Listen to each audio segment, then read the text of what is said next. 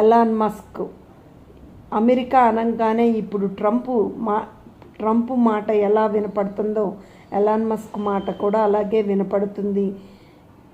తన దాకా వచ్చేదాకా కష్టం తెలియదని ఇప్పుడు సోమవారం రోజు టెస్లా కంపెనీ షేర్లు అమెరికన్ డబ్బుల ప్రకారం 400 కోట్ల అమెరికా డాలర్లు షేర్లను నష్టపోయింది.